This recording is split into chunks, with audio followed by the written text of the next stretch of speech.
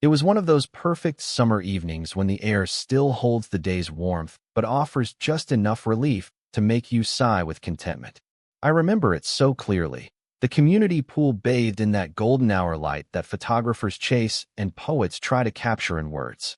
The water reflected the sky's transition from blue to a watercolor blend of orange and pink, creating ripples of color with each splash and dive.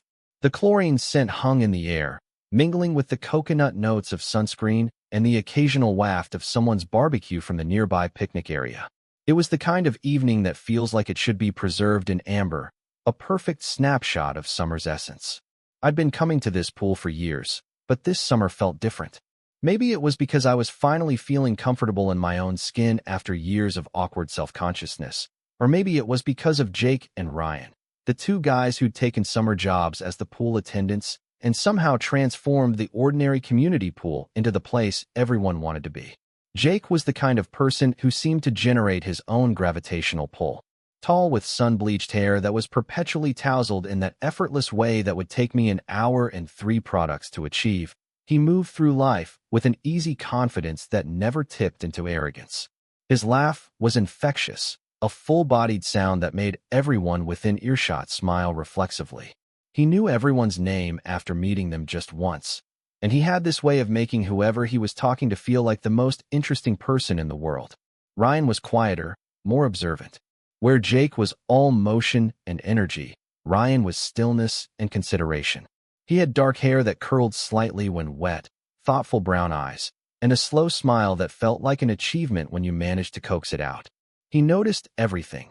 Who needed help with their swimming form, which kids were feeling left out, when someone might be struggling to stay afloat both literally and figuratively.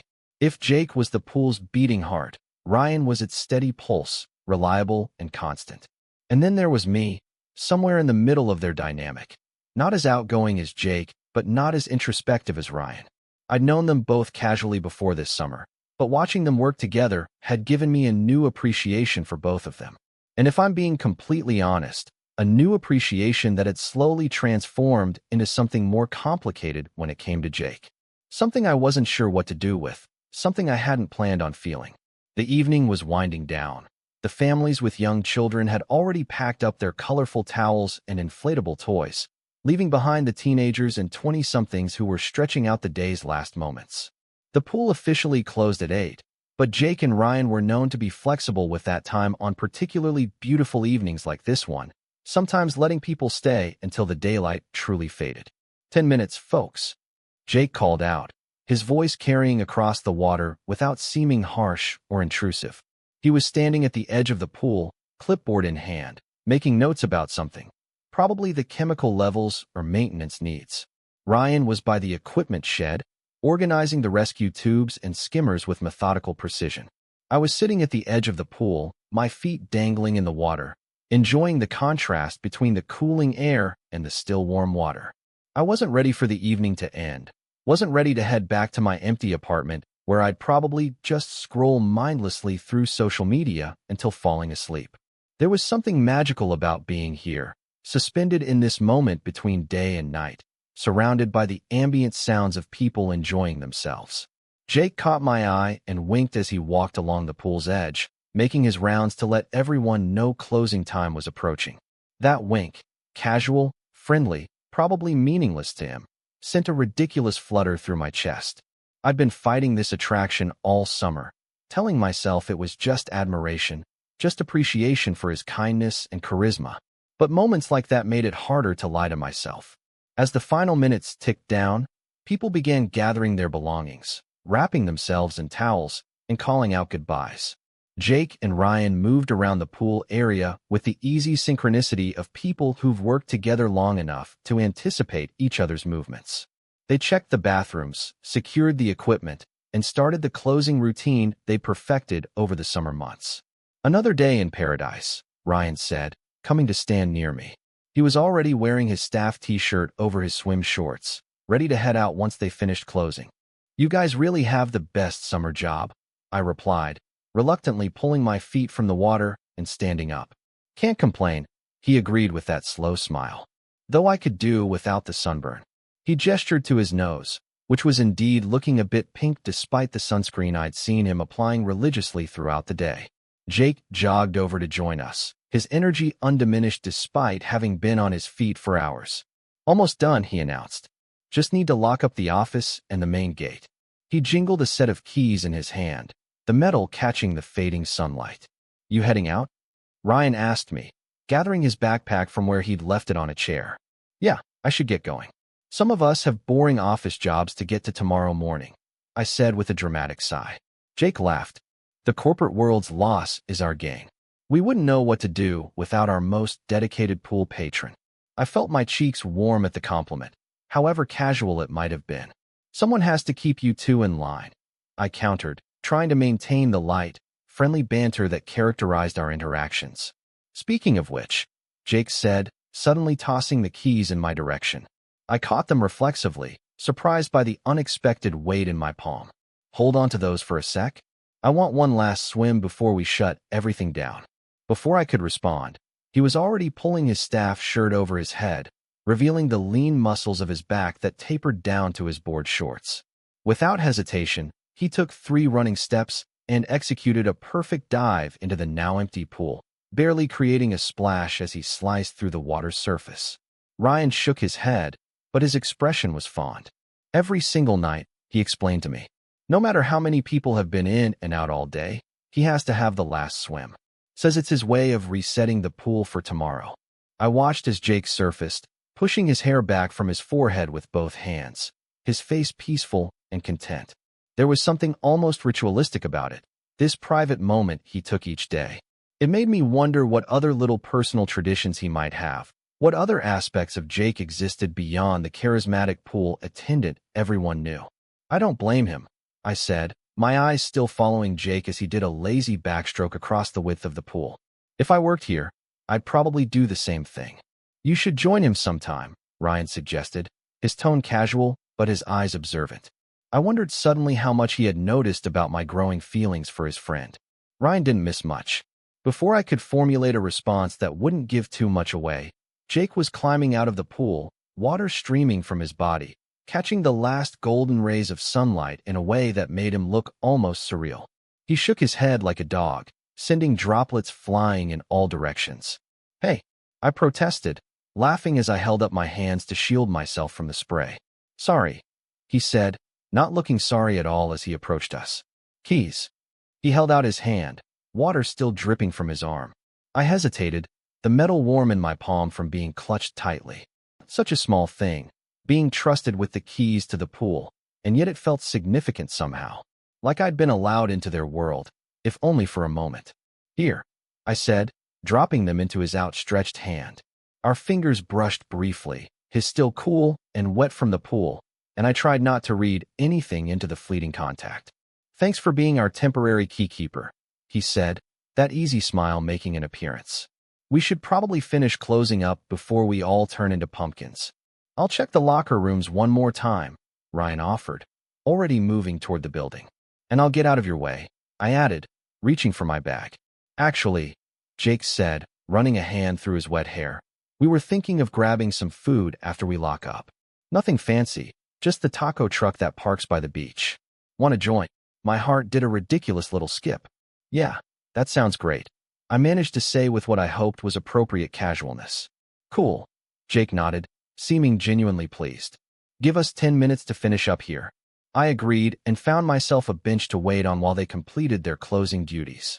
The sun was now barely visible on the horizon, the sky deepening to purple at its edges. The pool lights had come on automatically, casting an ethereal blue glow across the water's surface. I watched as Jake moved around the pool area, checking gates and picking up stray items left behind. A forgotten flip-flop, a plastic water bottle, a child's swim goggles. There was something so compelling about seeing him in this role, responsible, thorough, caring for this space that meant so much to the community. It was a different side of him than the playful, social butterfly everyone knew. This Jake was focused, dedicated, taking pride in doing his job well. It only made my attraction to him deepen, seeing these layers to his personality. Ryan emerged from the locker rooms, giving Jake a thumbs up to indicate all was clear. They met by the office door, exchanged a few words I couldn't hear, And then Jake locked up while Ryan started walking toward the main gate where I was waiting. All set, Ryan confirmed as he reached me.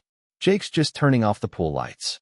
As if on cue, the blue glow disappeared, leaving only the pathway lights and the fading natural light of dusk. Jake jogged over to join us, now fully dressed, but with his hair still damp, curling slightly at the ends. "Ready for the best tacos in town?" he asked, his enthusiasm infectious. We walked together toward the beach, the three of us falling into an easy conversation about our days.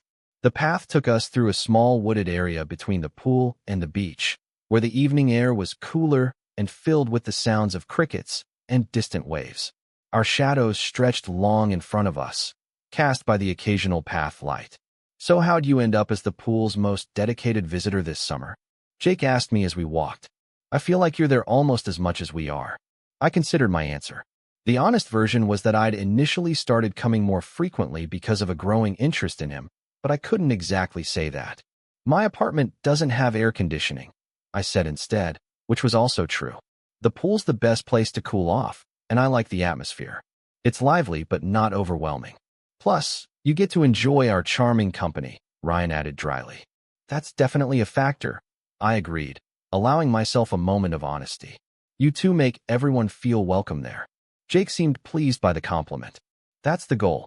Some of my best childhood memories are from public pools. I want kids today to have that same experience." This revelation, that his job was more than just a paycheck to him, added another dimension to my understanding of Jake. He wasn't just naturally friendly. He was intentionally creating a positive environment because he valued what such spaces had meant to him growing up. It was thoughtful in a way that made my heart constrict a little. "That's really cool," I said, meaning it sincerely. "Most people wouldn't put that much thought into a summer job." "Jake's not most people," Ryan commented, the simple statement carrying the weight of years of friendship behind it. We emerged from the wooded path onto the beach, where the taco truck was parked in its usual spot, colorful string lights illuminating its service window and the small seating areas set up nearby. The beach was quieter now than during the day, just a few groups scattered around small bonfires and couples walking along the shoreline. The smell of grilling meat and spices filled the air as we approached the truck. Jake insisted on paying for all of us despite my protests, claiming it was pool staff privilege to treat their favorite patron. We found an empty picnic table near the truck, close enough to the water that we could hear the gentle rhythm of waves breaking on the shore. As we ate, our conversation flowed easily from topic to topic. Funny incidents at the pool, Ryan's classes starting back up in a few weeks, my job at the marketing firm downtown. It struck me how comfortable I felt with them, how natural it seemed to be sharing this meal as the day transitioned into night. The string lights above us created a warm, intimate atmosphere, and the food was as delicious as Jake had promised. "So," Jake said after we demolished our tacos, "the pool closes for the season in 2 weeks." There was a note of wistfulness in his voice. Already, I couldn't help the disappointment that crept into my question.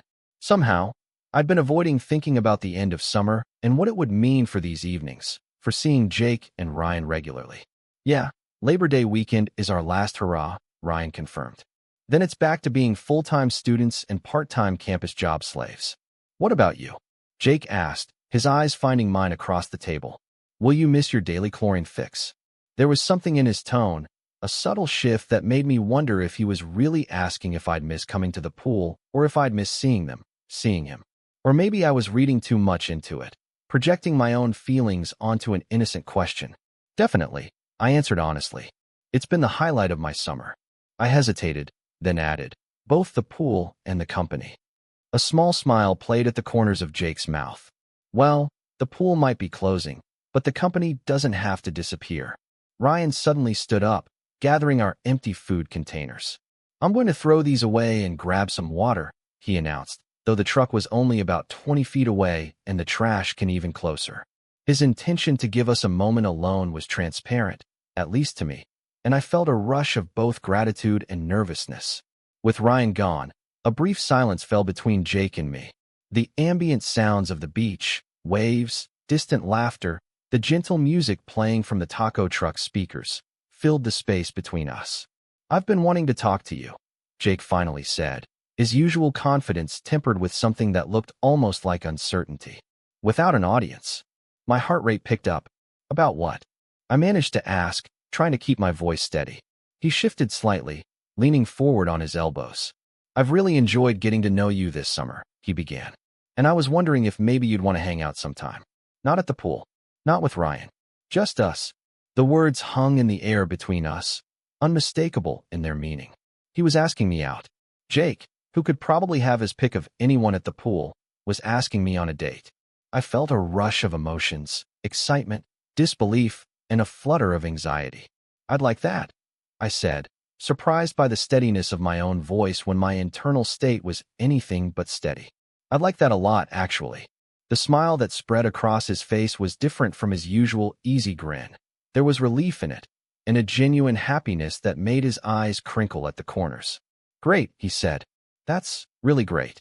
Ryan chose that moment to return, 3 bottles of water in hand. He looked between us, taking in Jake's smile and whatever expression was on my face, and nodded slightly, as if confirming something he'd already suspected. Did I miss anything important? He asked innocently, distributing the waters. Just making plans for after the pool closes, Jake replied, his eyes still on me. Ryan raised his water bottle in a mock toast. About time, he said cryptically, and I realized that he had indeed noticed my feelings for Jake, probably long before I was ready to admit them to myself. As the evening continued, our conversation returned to its easy rhythm, but there was a new undercurrent now, a sense of possibility that hadn't been there before. Occasionally, Jake's hand would brush against mine as we reached for something, or our eyes would meet and hold for a moment longer than necessary, each contact sending a pleasant shiver of anticipation through me. The beach gradually emptied as the hour grew later, until we were among the last few people still out. The taco truck had closed up, and the temperature had dropped enough that I was glad for the light jacket I'd brought. We should probably head back, Ryan eventually suggested, checking the time on his phone. Some of us have an early shift tomorrow.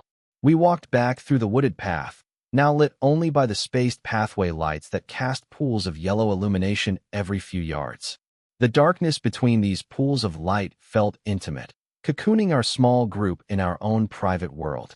When we reached the pool parking lot where we'd all left our cars, there was a moment of awkward hesitation.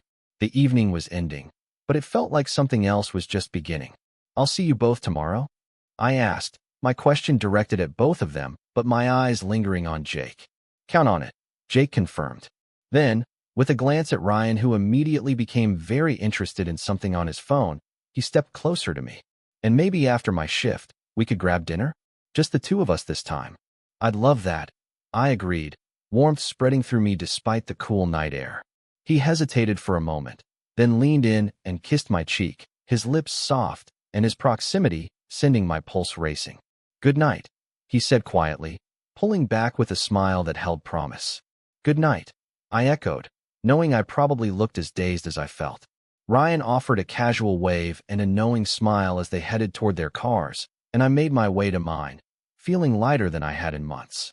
As I drove home, I kept replaying the evening in my mind, the casual toss of the keys, Jake emerging from the pool with water streaming from his body, the moment he asked me out, the gentle kiss on my cheek that felt like a preview of what might come. It had started as an ordinary summer evening at the community pool, but it had transformed into something much more significant. All because 2 guys closed the pool, one tossed me the key, and came back wet. Sometimes the most meaningful moments in life arrive with no fanfare, disguised as ordinary days until something shifts, and suddenly you find yourself on the threshold of a new beginning. As I fell asleep that night, I found myself looking forward to the end of summer for the first time, curious to discover what Jake and I might become when we weren't just the pool attendant and the regular visitor, but simply 2 people exploring the connection that had been building all along, as steady and inevitable as the tide coming into shore. Total _char_count, 18,783.